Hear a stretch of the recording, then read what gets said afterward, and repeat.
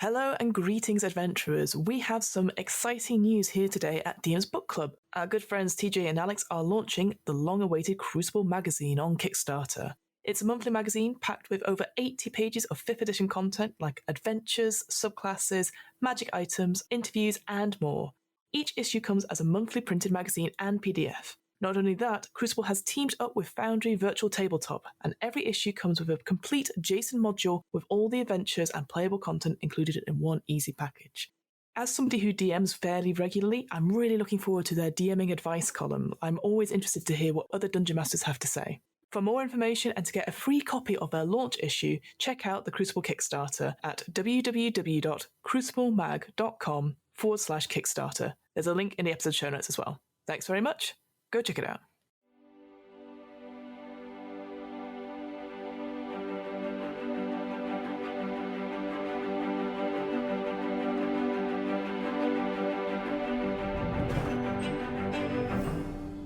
Hi, and welcome to the DM's Book Club, a podcast where we talk about Dungeons & Dragons and how we may fit it into our role-playing campaigns.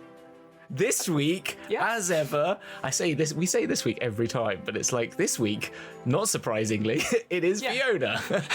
And I, Hamilton. I'm here. How are you, Fiona? I'm great, Hamilton. How are you doing? I'm good, actually. Yes, I'm good. I'm good. I mean that honestly. When I say it like that, I mean it honestly. Yeah. Well, we've got to that point now, like, I think both between us, but also with other people, where we ask, oh, how are you? And then there's a moment going, oh no, are they going to actually tell us how they feel? And then we're like, oh no, we're okay. Like, just you make that decision. We're doing a podcast. Yes.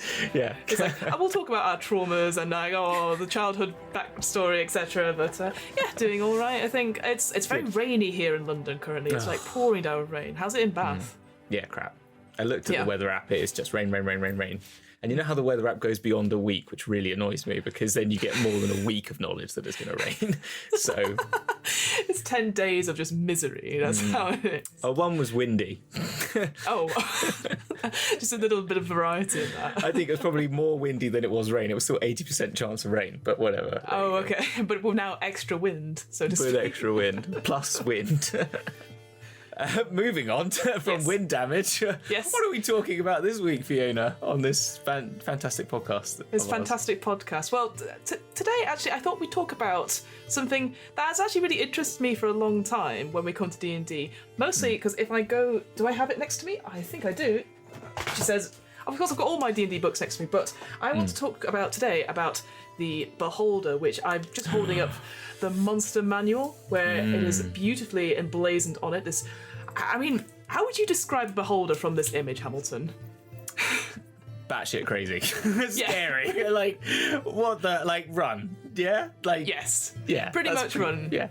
So if you can imagine basically a ball of fury with way too many eyes, that is what a Beholder is. And I was watching a documentary recently that I think is the In the Eye of the Beholder, which is a D&D art documentary that came out a couple of years ago, and it talks about how important the artwork is to D&D things, so that you can describe it and then hold up what you're just looking at, and then seeing the players' faces go, oh no, that's sort of like, what are we going to do? Because there's only so much description you can do it. So I always think, all of these types of Beholders we're going to talk about today all have really good artwork, so I would highly recommend checking them out. But I thought we'd check out a classic D&D monster, one that's been in from the very beginning, and it's, like I said, it's visually terrifying, it's stunning, and it's very iconic. And I personally didn't know much about them until I got into Critical Role, and that was kind of spoilers here, but one of the first big bosses they had to face was a Beholder, and just that whole battle really sort of made me sort of enamored with how they act, how they do so, because they are a pretty tough creature. So I thought we'd look at Volo's Guide to Monsters, sort of Beholders, Bad Dreams That Come True chapter, and I thought, good title. Let's go from there. Oh, we should have gone with that title. Bad Dreams. No, I quite like Behold This. Behold this. Sorry, that's what it's got. They are pretty. I couldn't figure out, and I don't know this if you know. Are Beholders a D&D creation? Like, they're not from anything else before. Do they come from anything? Like any lore or something? I don't know is the answer to this. I always wondered if they were inspired perhaps by Doctor Who, because Doctor Who sort of came out just before, so you've got like the Daleks perhaps, there's sort of that mentality. But other than that, I don't really know, and I'm sure someone will let us know ASAP. It's some sort of ancient folklore about eye monsters that float and sort of like freeze you with different sort of magical rays. But I don't know. According to the internet, and the D&D lore wiki, Ooh. So there you go. The beholders were designed by a chap named Terry Kuntz, brother of Rob Kuntz, in 1974.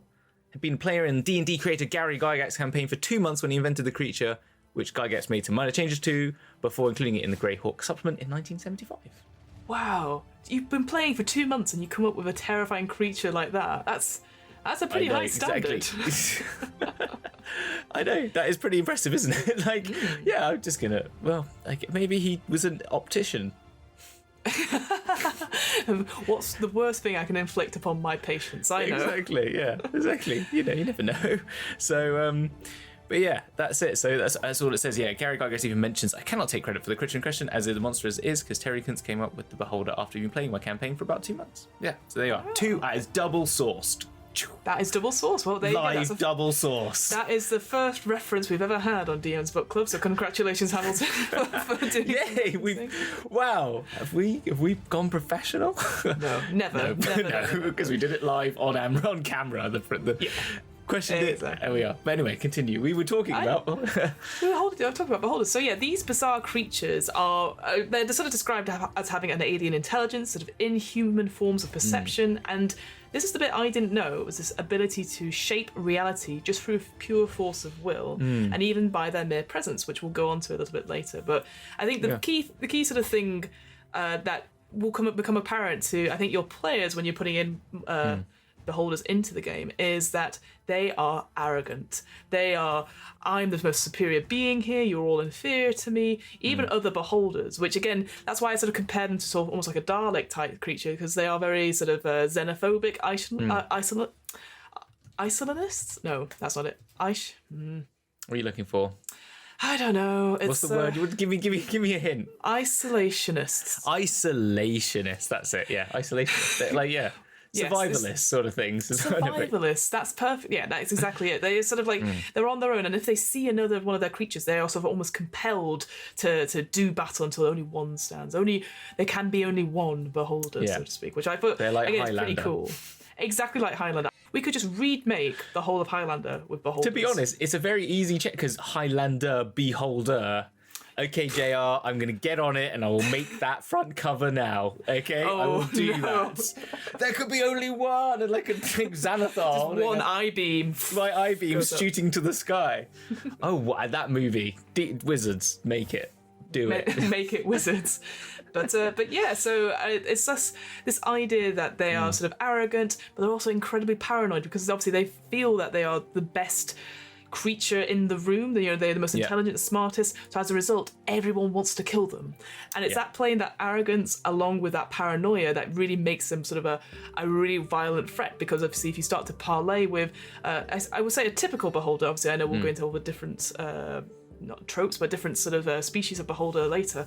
It's it's a fine line, because obviously it's that sort of thing, a bit like dragons in a way, where you have to appeal to sort of their sort of good nature. But one wrong word or one failed check, then that beholder's going to turn on you, because it's going to get so paranoid that you're just saying nice things just to get on the side, and then you're going to kill it. That sort of like it's. And I always think of it very sort of like.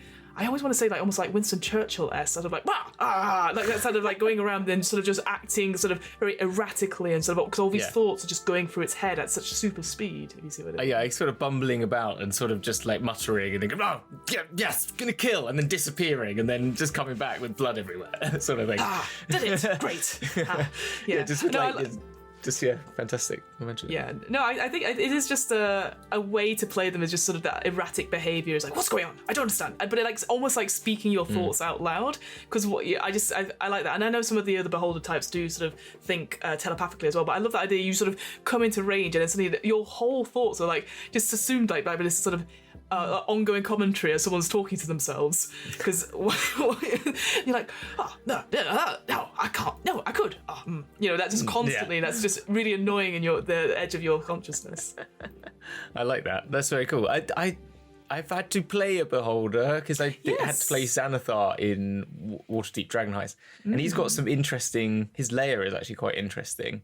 But maybe we'll get onto that later because it talks specifically about dreaming, and I think we'll come to that. But when I played him, I sort of just. I kind of made him comical because they are sort of comical as well. Like, because yes, they are scary in those photos, but then when you really think about it, they're just like a big eye. Like, what is that? Do you know what I mean? And they sort of float around. And so I sort of played them comical. And then on Dragon's Duel, we did a beholder disco, and we had like nerdy beholders that were like trying to get into the ball and wanted dates, and they thought legs were cool because they don't have legs and what's walking and stuff like that, you know, like, and they were all like enamored by legs because they're like, oh my gosh, limbs, amazing, whoa, you know, and I think there's something kind of like easily comical about them because of the shape of them and the sort of like the fact that they're just a load of eyes on stalks, you know, even though they are highly deadly, but they also are kind of bulbous and lumpen and sort of stuff like that. And I kind of like them. I completely agree. The appearance of them obviously is kind of terrifying. Like you said, they've got usually a giant eye, way too many teeth, like a huge sort of maw, and then all these other eyes are sort of darting around a bit like a Medusa's head type thing. So to go from this sort of image and then having almost like he was sort of portraying like a mild, very meek beholder, or go on to probably gazers and a little bit this idea of like a very small beholder that is like an annoying dog, as it's sort of described in the thing. And it's just that sort of like getting that disconnect, because obviously people will be frightened of these creatures and then you're like, what's going on? Yeah, it's like Xanathar because with Xanathar he's got his little fish bowl and his little fish Silgar that he loves, and so I just like made him like this very doting like figure, like parent figure with this like little fish bowl, and making him just care more about that than anyone else involved, and sort of. But then obviously realising that you would know that if you did anything to that fish, you would probably be wiped from existence, you know, like, so kind of like that sort of play on care and fear and like terror sort of thing. Almost like taking that doting parental kind of figure and then turning it up to the extreme where you're like, oh, if you do something wrong, then they're going to be really cross with you and like, how dare you, you know. And there's and I will go on to a lot more about the Xanathar as well, because it does talk a bit of it at the end of the chapter, it's always interesting. But let's go back to that, what you were saying about the birth of a beholder, or how they dream, essentially. Yes. So like, this is the bit I didn't know about, but essentially beholders produce themselves through dreams. They have, because they are so intelligent and they're constantly thinking all the time, so even when they're sleeping, which is again, it's one of those things where we're sort of talking about comical stuff. It's like, do they have nightcaps? And if they do, is it for the big head or is it all for the small? Yes. Or is it like a glove? Is it like a glove with little fingers? like a little snug sort of... Or is it a glove or a mitten is what we're asking for, basically. Yes, exactly. But so when they dream, they have very vivid dreams where it can be dominated by images of itself or other beholders, in brackets, which may or may not exist. So the idea that it's so concentrating on itself and its sort of self-image that it could create different versions of beholders it's never met.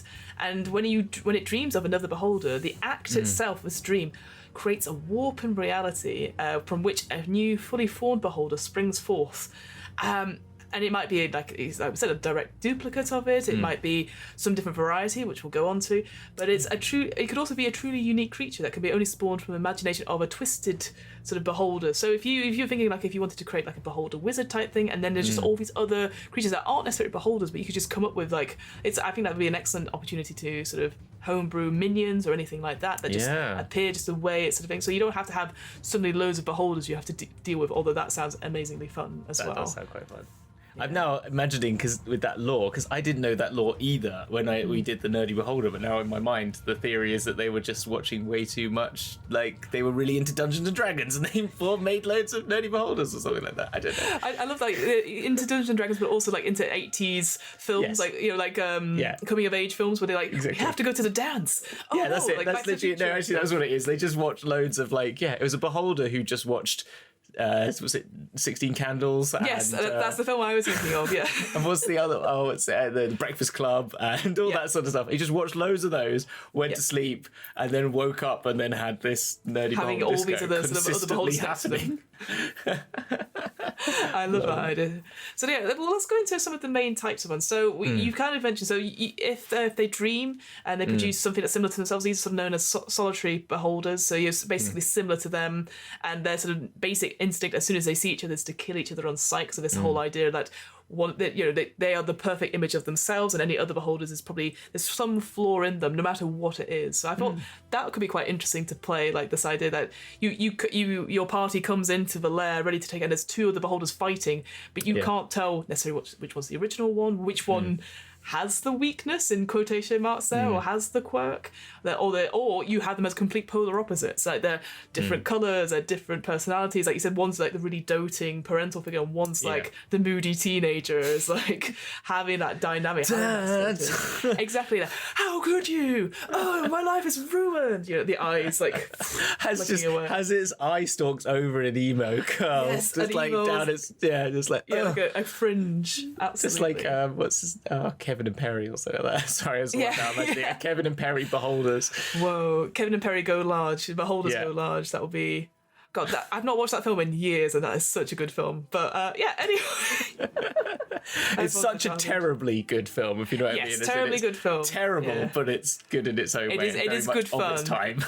Of its time. That is the way we label those films from those eras, absolutely. Exactly. The second kind is eye tyrants. So these are the Xanathars. So these are the beholders that have, I'd say they have suppressed so those sort of xenophobic traits and paranoia, and they choose to live as the leader or something, or live with other humanoids or other creatures. So in those communities, so this would be the perfect example where, again, a leader of a thieves guild or the potions person in town, stuff like that. So they suppress it enough, but there may be some things it says, or something could tip it over depending on what it is. So it's still a dangerous presence, but it's something that you could easily introduce to your players early on, and you're like, hey, is this for later? And you're like, oh god, okay. Like having a shopkeep beholder would always be a good fun one, I think, just to have that sort of in the background, like, any bargains could easily end badly. So yeah, I just thought that I like cool. that. I'm stealing that one, Fiona. That's going in the DM book. That's for sure. Damn straight. Beholder shopkeep for arcade items. Yes. Oh, like it'd be like something like Needful Things. that Stephen King's novel. It'd be like behold. I don't know. In the bag of beholding, I don't know, something. Yeah. Oh yeah, exactly. Yeah, just something like that. Just a much more dangerous Pumat soul, basically, is what I've got in my mind. Yeah. Just like So we've talked about eye tyrants, and we've talked about what solitary beholders are. Let's go on to the other sort of more common type of beholder, which is a lot of them, but smaller, or just all around them. So they're called beholder hives, essentially. So this is when a beholder may experience a dream where it sees itself in a mirror, or see themselves like almost like a house of mirrors, or like That's exactly what I had in my mind, wasn't it? They sort of Or exactly. like the freaky ending bit to Interstellar. Yeah, 100%. Basically, yeah. So this idea that there are all these different reflections, all these different personalities and stuff. So when the dreamer awakens, these are all little newborns, essentially, which are almost extensions of itself, but like a pale reflection of it, essentially. So, and rather than before, where they would just normally fight to the death, it's sort of like it's a more of a hive mind thing. So there'll probably just be a group of them, almost like a family of them, which I again love that idea, because that is also equally terrifying. You come across one and you like have that battle, and you're like, we did it, we defeated the beholder. Oh no, that was the baby. They come swarming in. Whoa. Yeah, it's like the Toclophane from Doctor Who, always sort of the balls coming down with the master. You forget I have not watched any Doctor Who. I'm just going to say it anyway, because someone will get it. Someone will, and we could put a clip in there. We'll get a clip in there. It also then makes you think of like when we did the Spelljammer with the Beholder tyrant ships, weren't they called? They were called tyrant ships, weren't they? I can't remember. Yeah, but they had like a whole group of them, almost like in a web. The Orb-eye and the Queen Beholder, and and all that sort of stuff, which just makes you think of these like hive ships of beholders that you just don't want to turn up to. Yeah, you don't want them to appear on your sort of thing. So these hives can contain anywhere between 3 to 10 beholders. I guess if you're a DM, obviously the more fun you can have, with 10 beholders. But if you're like, that sounds like a lot of family sibling rivalries and stuff like that, I always think do it in odd numbers, so 3, 5, 7, because I think that's always like you always get enough variety in them. I always think. Yeah, you want someone in the middle, don't you? You always need a middle child. Exactly. That's it. This one, the sort of death tyrants. Yes. Is obviously I thought would be a Fiona favourite as my new term for anything horror themed. Fiona favourite. I love that. We'll have it stamped on. Fiona favourite. It's horror themed. FF. So if it worries too much about its mortality and dreams of death fearing, this and its dreams comes to like it worrying about trying to live on after death and worrying about to prevent its own death, may be transformed into a death tyrant, which is an undead beholder, which just makes it even like, why do you need that? Oh, well, because you do. But it's interesting that this is the only kind of beholder that transforms itself, like rather than create another one, if you see what I mean. Yes. So it totally makes sense, that paranoia, that intellect, like eating in on itself. And what I quite liked was that idea that the way it dreams itself being slain, it is reflected in its appearance. I thought that was a really cool, like flavoursome thing you can do. So it's like got axed in its face. It's got this big like scar down there. Like a blind eye or something like that. Like it gives the example, like a death tyrant might imagine itself being slain by frost giants, so it will go and relocate inside a volcano or something like that. But which I think it makes sense in a way. Like it gives an example where you could just drop them in anywhere, right? But I think there's just something a bit. I don't know, you could just do a bit more to it. And they are one challenge rating higher than the normal beholder. I guess because you can't use non-magical weapons on them. Is that why? I can't remember exactly why, but their icon, which we'll go into in a bit more detail in a bit, it's different. It's not an anti-magic one, it's like an anti-energy one, which means if you get caught in it, you can't heal at all. So if you die on the next turn, you rise as a zombie and still act on your initiative and all that sort of thing. So it's a little bit worse, I think. But that idea that you can't necessarily heal or you can't, all that sort of thing compared to not using magic I quite like that as a alternative, I guess. But yeah, Death Tyrants look very cool as well. Just the image of them, this idea of this huge skull, and then the eyes almost like orbs of energy swirling around it. It looks very mystical, very very horror, very that. Fiona. I like that. Fiona. Yeah, they're very cool. The only thing that I wondered with them that would be quite fun is if you mix them together. And so you had like a hive of beholder death tyrants all floating around. God. Do you know what I mean? Like some sort of haunted house, just never ending, sort of just like every door. That sort of really play on that trick of like, you check every door. Well, every time you check that door, it's just a death tyrant, and you got to get through it. Like, I don't know, death tyrant. Yeah, what's behind door number 3? It's a death tyrant. It's another death tyrant. Yeah, exactly.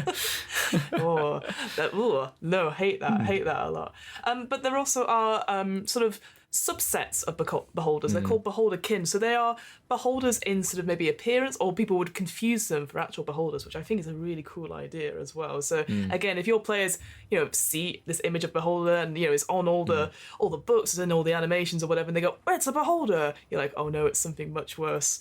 For example, the death kiss, which I think is a Fiona favourite. I thought that was another Fiona favourite as well, because it's got vampires in it. It's got vampires, yes. And actually, there's obviously the one later on, which is the eye drake, which I think was your kind of favourite. You've got a dragon beholder hybrid. But the death kiss is this idea that the beholder has a nightmare of like fighting a vampire, and it just results in this death kiss, which survives solely on blood. It almost has like suckers or teeth instead of eye stalks.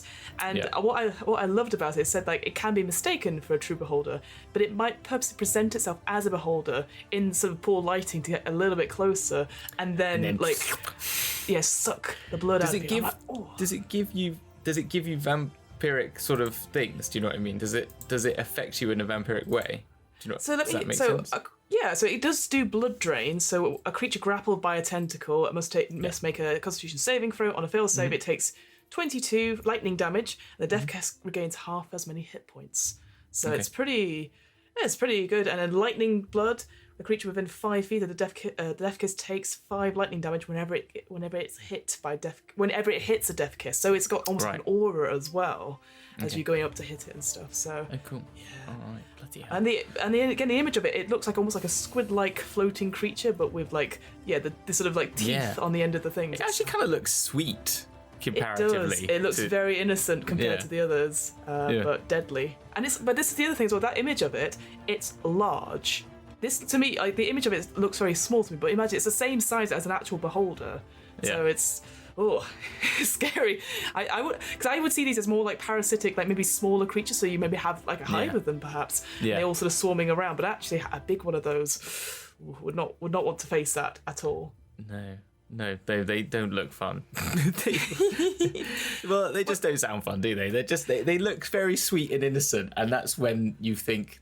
That's when you know they're the terrible one. Do you know what I mean? Yeah. If it's a series of beholders and then there's the little sweet one, you're like, no, I'll fight the big one because I know that one's going to be simple. Yeah. The sweet you close the door on the Death Kiss. You're like, nope, I'd rather face that death tyrant. Right. Yeah, exactly. Because I know that's evil. I know what that's going to do. Whilst this one is going to literally. Blood sucking, dry. It's like that little bit in Jurassic Park where the guy sort of gets attacked by that little viper. He goes, "Oh, you're so cute," and he goes, and he just kills him straight off. You know. Exactly. That's exactly what it is. Or the little ones in Jurassic World or whatever it is. The little.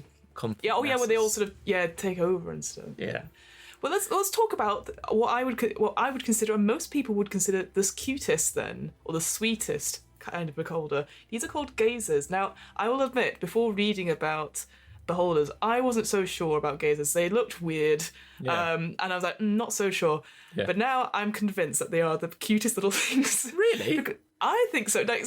So essentially, these are tiny aberrations. Where we thought that the Death Kiss is much, much bigger, this one's much smaller. And these gazers are born out of fever dreams, where the sense of scale of that beholder who's dreaming is warped or distorted, which I think is a cracking they idea. Are quite cute, actually. Now I've seen some more art of them. I'm like, I do think the original art of them isn't as good as it could be, but there's definitely this idea. There's a tiny manifestation of a little beholder, and because it's warped and distorted, it just kind of follows its creator around like a little aggressive puppy, which again you can have a lot of fun with.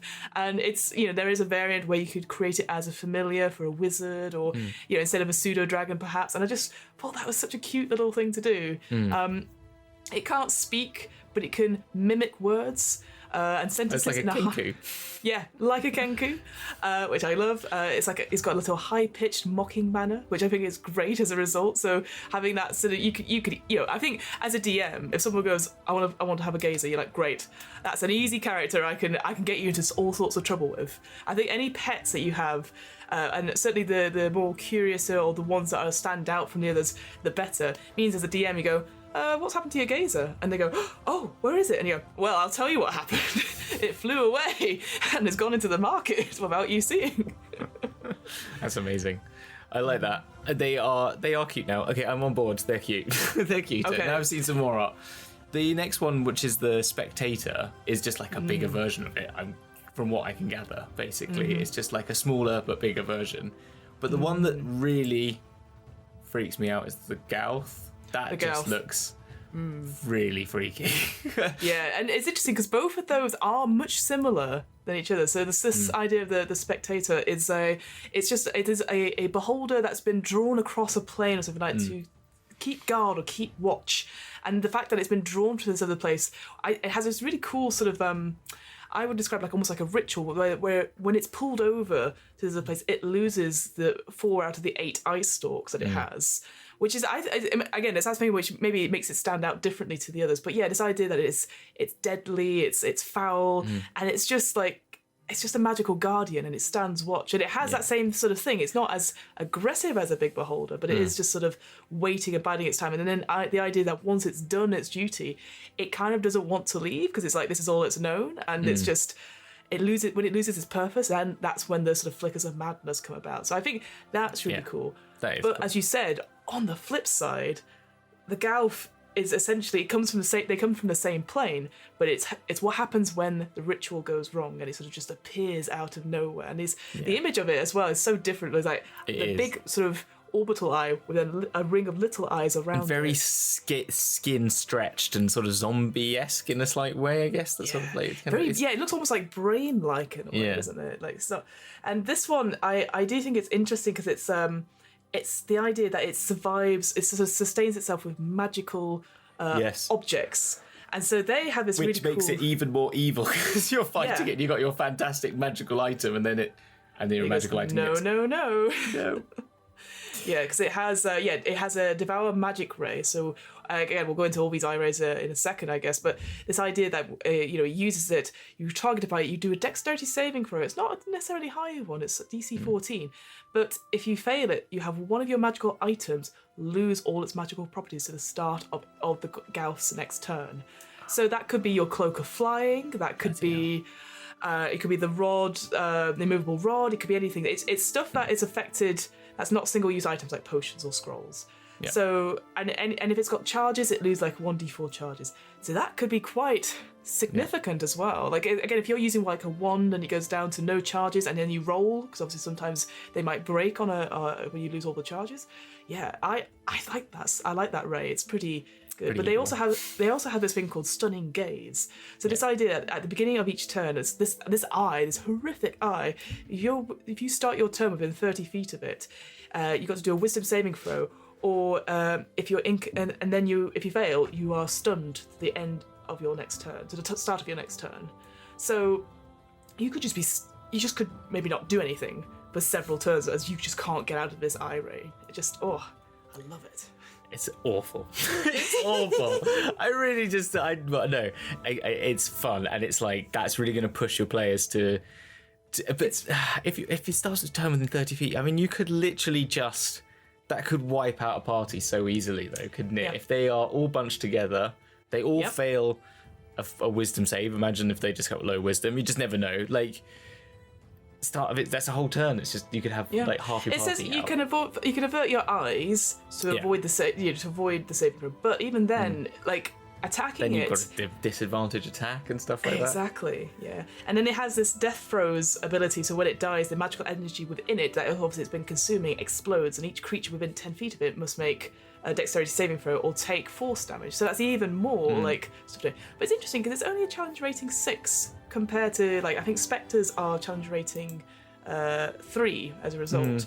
So maybe it's not too bad when you actually get into playing it, but maybe it just feels. I think that's a lot of things as well. A lot of these things, a lot of the challenge rating comes down, to it could come down to luck, couldn't it? You could be really unlucky with those rolls, and it could turn really badly, and you could have someone who just makes it really easy because you don't get stunned and you just get some good. Because the armor class of 15 isn't very high, really, is it? To be honest, so it's quite exactly. And the fly speeds as well. Like the fly speed of it is only 20 feet. That's true. So it can't rush at you. It's very slow and probably horrible as well. I guess it is that stunning gaze ability as well that just really present. And the rays are a little bit different, where you got like a pushing ray and all that sort of thing. So it's a little bit different, I think, but it's interesting. But it is I think it'd be interesting to play that throughout a combat, perhaps. Maybe you do the combination of a couple of Spectres and a Gauth as well. Yeah, it might be. Yeah, as you said, maybe it's more of a hived thing, isn't it? The only thing I was to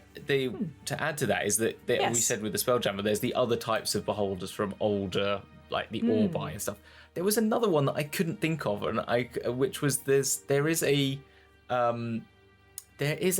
isn't there one that is like, you said the dragon one, isn't there one that's mixed with like a Fey version of it, or am I just completely forgetting? Am I just getting mixed up? No, I think you could be right. I don't know, I couldn't find it earlier. That's what I was missing it, but I didn't know if you knew it. That was why I was asking you. Not off the top of my head, but I can quickly talk about the eye drake one. So in Fizzbands we have this sort of it's basically when a beholder dreams of fighting a dragon or something, then this eye drake is sort of born. What's interesting about it again is that it is a large aberration, but in the image I think of it as a very small flappy creature, almost akin to a gazer.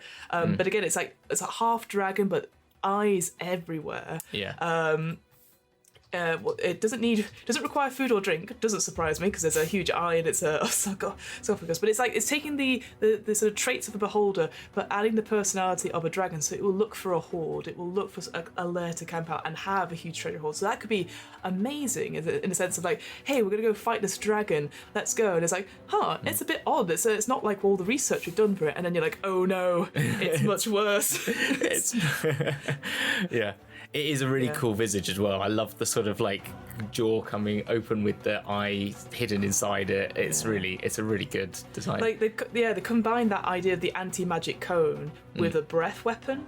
So, and I think that's pretty cool. Like because that's the thing that you wouldn't maybe if it's like you sneak up on it and it looks very dragon-like, and then it opens its mouth and it's just one big eye and then just goes boof, like oh. Yeah, I think you would try and like, wouldn't you try and make it more of a like you'd try and explain it to the characters that it's more draconic like at first, I think, wouldn't you? Just trying to get them on the side of thinking, oh, it's just a dragon. It's like, oh, it's just a dragon, but you know what I mean? It's like, oh, it's a small dragon, because it'd be quite small, I imagine, dragon. It's large, so I guess it's not as, is it? Yeah, it's not gigantic or anything like that. Exactly. So. And so you think, oh, okay, it's just a young dragon, then it just opens its mouth and there's an eye, like, oh no, what have I done? What have I done? What have I done? Yeah, because it's got dark vision, it's got passive perception of 18 as well, so it's got that same sort of dragon thing, so it will know it's there, so it could like pretend to be asleep or whatever as people are stealthing around, and then again this eye just appears, and then having these rays come out. I assume it comes out of the sort of the wing eyes that sort of flap around, which would be quite cool to describe as well. So yes, but I don't know about this idea of a Fey beholder, but if there isn't one, I think I've seen it on the internet, and it wasn't made by D&D, as in it's not Wizards content, but there is one. Yeah, there's a few on there. I could find just now a prismatic one, but I don't think that's the one. But which sounds really cool. But I just must have envisaged it and thought, oh yeah, someone definitely. Well, there you go. There's something for Wizards to add. Wizards or for us to write up at some point. Exactly. Because I know they've done fairy dragons, so a fairy beholder. That's what I was thinking. Like that's what I had in my mind, like a beholder with like fairy, like butterfly wings and sort of thing like that. I could kind of imagine it. Oh, anyway. Yeah, it's all very candy floss colours and greens and pastels. Yeah, exactly. Absolutely. From this, I just wanted to really talk about what I like about certainly this chapter, and I don't think it happens much in Vola's or many of the other books, is that it talks about, if I open it on D&D Beyond, which would be very useful to have to hand, and thankfully it's the first chapter, is this idea that you've got obviously physical characteristics to make up what beholders look like, because as we sort of said, they have different characteristics and stuff. So I really like that. So you can really personalise what you can do with that. Because you do see that, like the one you showed on the front of the Monsters manual is like a big eye, really big eye. Yeah, huge. Like, look at that. Horrible. Yeah, exactly. And a massive amount. And then like Xanathar, the one they show in there, the eye tyrant one is a bit smaller, you know, so sometimes you kind of see them as these big like singular oculus, and then some of them look more like big floating heads with a small eye in them and like more cyclops like. So yeah, I kind of like, and they're sort of plated, pitted, scaled, warty. Sort of, the skin texture, like these tables that talk about it. Yeah, you got like eye color, which I love. It's almost like a Sims creation thing. I like and iris shape. Yeah, that's the other thing. Yeah, because with the gazers, they show the sort of the cross hatch sort of iris. But I love that, like having a keyhole shaped iris. Oh, yeah, creeps me out. But I love that. Like it's and a string of pearls. And so it's just it's that interesting. So you could again roll all these things and you go, okay, so this is what your beholder looks like. And I think it's giving you that thing, like describing it in such a way that people may not recognize it to be necessarily the typical beholder as well, which I love. There's even a table for eye size, which is great. That's what I was thinking of. That's what it always, because they do vary quite a lot in the imagery, and I love how it says on the beholder eye size table, you roll once for the central eye and then once for all the smaller eyes. I just love the idea that you have a really small central eye and then loads of huge, like almost one huge one and one little one and one huge one, then a medium one. It's all very different. There's almost like a bunch of balloons. Exactly. Yes. Well, that's an image I didn't need to put into everyone's heads. There you go. Well, yeah, exactly. And again, following on from this, we obviously have tables for personality traits, ideals, bonds, flaws, which again I love. Yeah. Oh, names are great as well, because this is I didn't really realise. X's. There's a lot of X's, which I'm instantly like, but yes, the idea. Sar and stuff like that. Coal, Irv, Ox. Yeah. Velxa. Yeah, I love it. Yeah, it's that idea. It picks its own name, piecing together sounds and syllables that have significance and meaning. So I like the examples, but I love the idea you could just literally go to maybe a medicine cabinet and just take bits of medicine, put them together. Amoxicillin. Zygon energy, I don't know. Yeah, exactly. Lucozade. No, Oh my goodness, I'd love that. Lucozade. It's the name of the Lucozade is the name of my next beholder. Lucozade.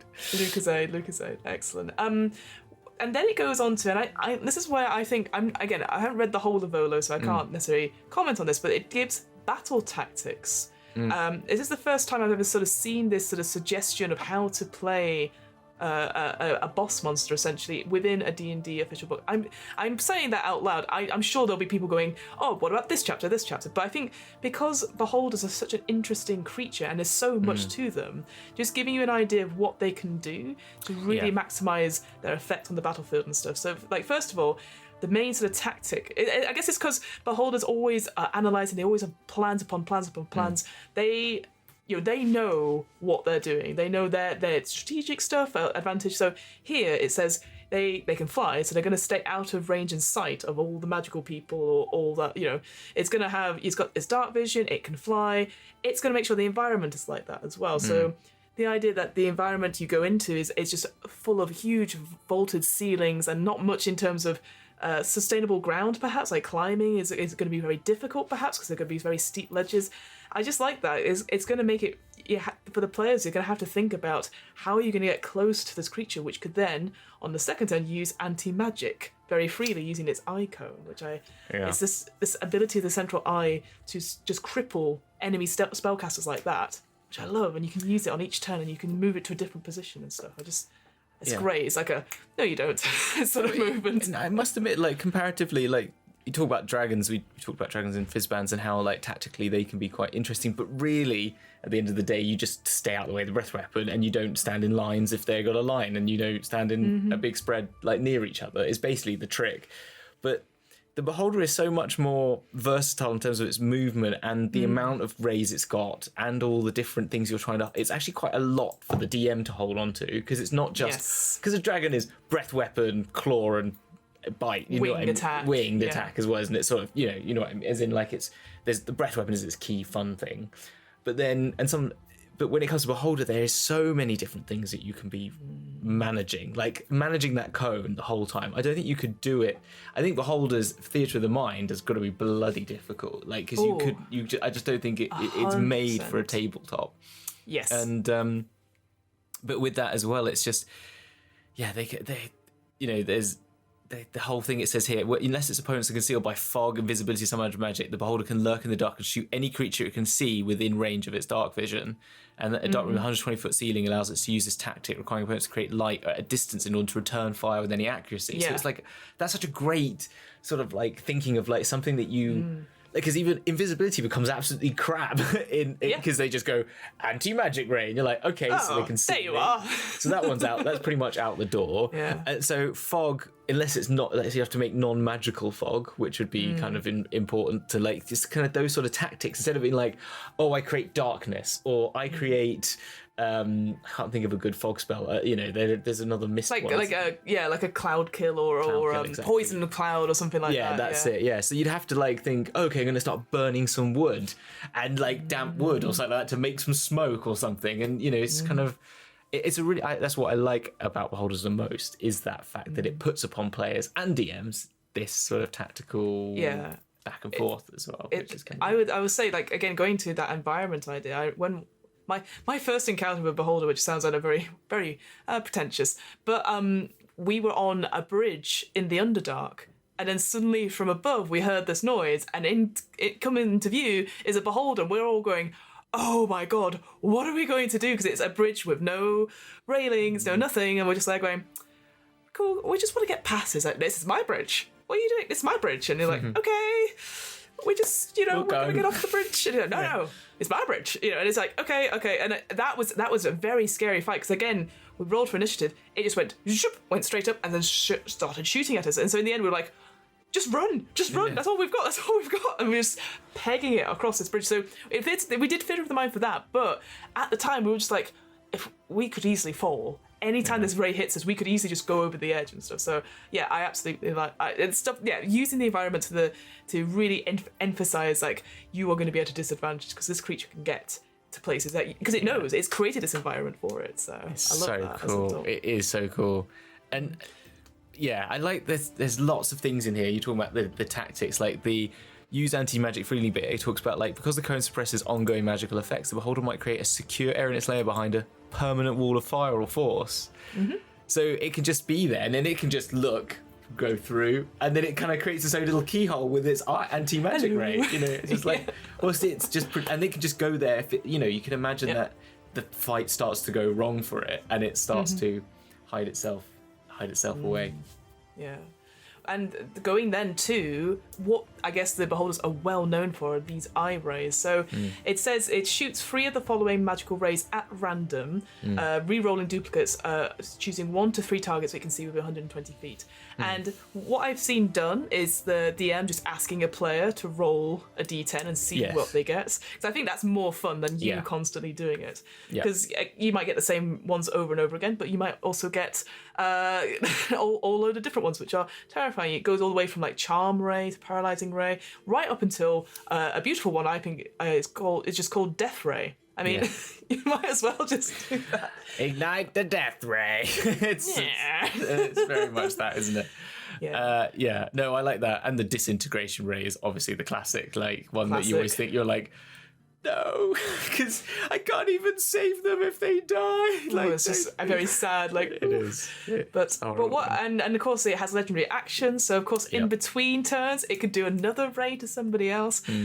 What I like about as well is in the lore of it, beholders, obviously they're very paranoid creatures, so it does say that if there is an adventurer that's proved itself like worthy or something like that, it goes, I like you, I'm going to charm you instead or put you to sleep and then you'll be my servant. So if you wanted to play it like that, you could be like, okay, I don't want to kill them, but this one's fought really well, good job, but you'll be mine now. It's almost like a trophy as well, so you could always play it like that because there's, like I said, you've got charm, you've got non-lethal damage, not damaging ones, they're more of effect ones, all the way up to, as you said, Disintegration Ray, Petrification Ray, which I loved because it did say other alternate uses for these rays out of combat, which was it just likes having statues around.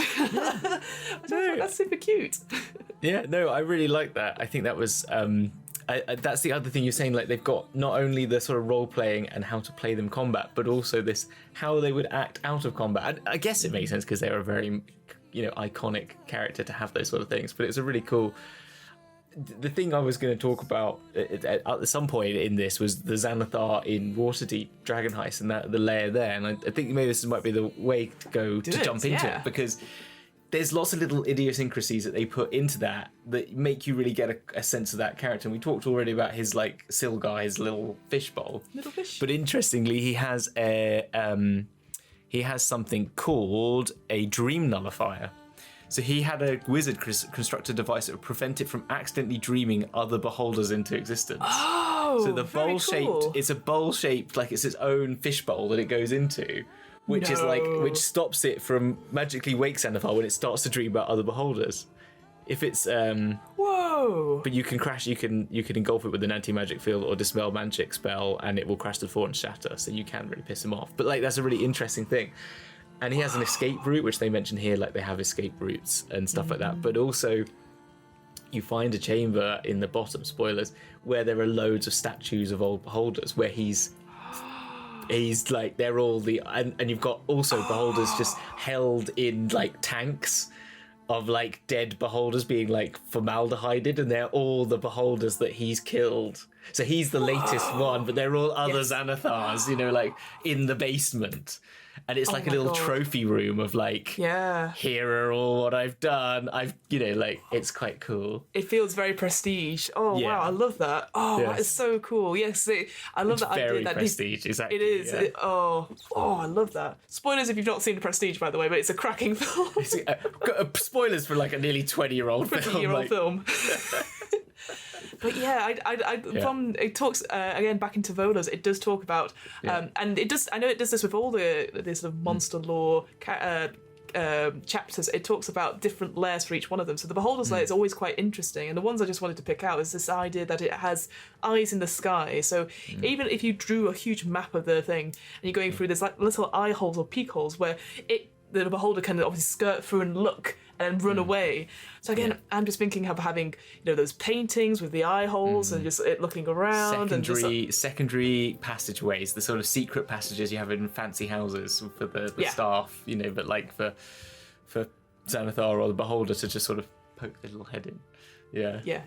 Like almost like those the big sort of cutout pictures that you can put your head in on the beach and stuff. The beach, really bawdy. It's just got a whole head in it. It's a big eye in one of them. Just like a massive, like hulking person doing this. It's just Beholder. Look at these limbs.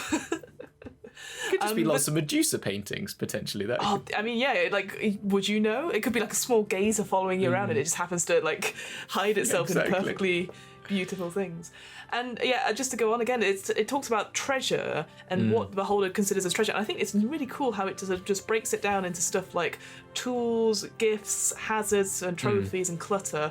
And what I particularly like this idea of tools is that if it's a magic item or something like that, it might, if it needs hands to hold it or something like that, well then the Beholder's going to use it a different way. So it gives the example of like it can use a magic item but that's held, but it uses like the telekinesis eye ray to do it. So it has, say, a wand of magic missiles, and I just love that image of it, just holding it. I think you could have Beholder wizards or magical Beholders that focus out and well. So if you wanted to slightly flavour it like that, it'd be really cool. I like that. No, I really do. And the little layer they actually show in the map in Volos is really nice as well, and a really good way of explaining all the little things we've just talked about and how they could have, or like how they would organise that space and how they would have those fun little things. I think that's cool. Yeah.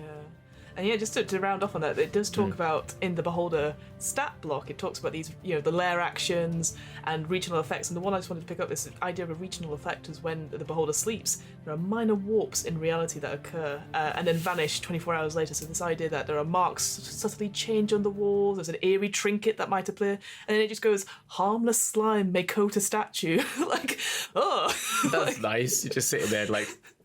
Okay, what's that? It's all got slippery in here. I just love that idea. You're just describing the room this afternoon. Nothing happens during the night, and you wake up, you look past at the slime on the statue. Wait, what? It's just like, so that did make me laugh per se. But I just thought that was quite an interest. I've not seen regional effects like that. There's always been something like here's an enemy that's coming or something like that. But I guess when you're warping reality, it's very hard to describe. So I just like that idea that there's just slime on a statue. And that's indicating that a Beholder's nearby. No, I think that's really cool. It's a bit like the little hints they have for like the dragons, the crystal dragons. They sort of like create another. I can't remember if it's all dragons, like if it's or just ancient dragons that they start affecting the area around them. But like ones with I remember the gem dragons. Lots of gemstones might start crystallizing in water and stuff like that. It's sort of a little that sort of sense that D&D always has of powerful beings having an effect on the world is very cool. I like that. I also like their pets. Yes, because that's always a fun one. I mean, they've got more serious ones like Beholder zombies and basilisks and flesh golems, but nothing does beat a little fish in a fishbowl, I don't think, to be honest. I agree with that, because it's the odd thing about it, right? That's the thing, is these horrible, scary thing it could easily kill you, and it's like, hang on, what is it, little fishy? You're like, exactly. huh? Yeah. It's like you see that in like Spider-Man villains and stuff like that. There's always like a weak point which you don't expect, or like a thing, and you're having to get these images out, like, oh, they're not necessarily this 2D image of a villain per se. There's something else to them. So I absolutely. Yeah, I love that. So yeah, I mean that's a whistle-stop tour into Beholders. Hamilton, what do you think overall? Like, is there anything that really captures your imagination, or you're like, oh, I'm going to stay away from that, or I'd change this? What would you say? See, I think they're because they're so iconic, I think as much as I would like to use them more as like an NPC, I must admit, I think there's something fun about them. I think what it gives you is a lot of things that sort of always, I like a good NPC that's got an edge to them that I think if they would have that sort of, everyone's afraid of them, rather than play them as a combat, maybe. I don't know what, it's just my personal opinion, but that's kind of what I think they'd be really fun as, and just playing that sort of crazed maniac as well as the sort of the slightly on edge but is able to exist in front of humans and being somehow, but is at some point, and then maybe just have them randomly create a little baby one at some point, just when you're staying, you come back to the shop the next day and it's like, meet Zeno. This is my hello, I'm Zeno. I'm new. How can I help you? Yeah, exactly. And then it turns out to be the blood sucking ones. And then or the death kiss. Yeah, exactly. It's like, fuck. Sort of thing. Yeah. Yeah. No, I think I liked your idea of like, it feels like a really good one to like sit down and do a full-on combat of it. Like I would see this one that you'd get the lair set up, you'd have the minis, you'd get all the sheets out, you get the little Cohen stuff so you can work it out. So I think that would be such an interesting combat to run, and it would not just for you as a DM but for the players as well, because it's one of those things. I think Theatre of the Mind does it to an extent, but I would just love to see how it's properly played out, and like I would love to try it as a proper run them through mechanically, see what you can do. And I think because it keeps your players on edge as well, like you said, this idea of rolling random eye rays, seeing the damage and seeing what we got this time. I think it's one of those things where it requires little planning in terms of encounter, because it's going to be an eye ray at some point. It doesn't matter what per se, because you can just roll it randomly. And it's just making, you're just like, okay, it's going to be this, this, and this. Just keep out of reach. I think it's like possibly one of the most easiest creatures to run. I say that without running it, obviously, but I think it'd be the one I'd love to run. I think it would be very difficult to run personally, but I like how you think it'd be easy. But maybe I don't know. I think like, in terms of like which one should I do? It's like there's little like you can do, but I think I'm just remembering those legendary actions, just staying out of the way, and then maybe doing a drive-by. Was it bite perhaps if I felt like it, but unlikely. I just want to use the rays. You want to stay out of it, I think. So. Yeah, fantastic. Yeah. Okay, fantastic. Cool. All right. Well, thank you, Hamilton, for indulging me on my. Well, no, I to be honest, it's been a pleasure to listen, because you've really, Beholders I really like, but you've clearly got a lot of love for them, which is really good to hear. Because I think there's just something about them that makes me go, ooh, it's not a dragon and it's not a mimic. It's somewhere in between. It's somewhere in between. That is a good. I've never thought of that, but that's a really good point. Actually, they are the epitome of those two put together. I think so for sure. Anyway, Hamilton, what's up with you? How's things going? How's things going? What's up? What's up, man? What's up? As we end the show.